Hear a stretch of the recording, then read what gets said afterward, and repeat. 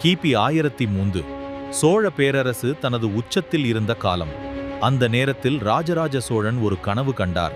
உலகத்திலேயே மிகப்பெரிய சிவன் கோவில் ஒன்றை கட்ட வேண்டும் என்ற கனவு.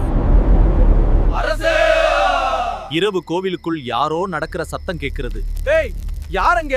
அது ஆள் இல்ல, வேறு ஏதோ. அடுத்த இரவு ராஜராஜ சோழன் தானே கோவிலுக்குள் சென்றார்.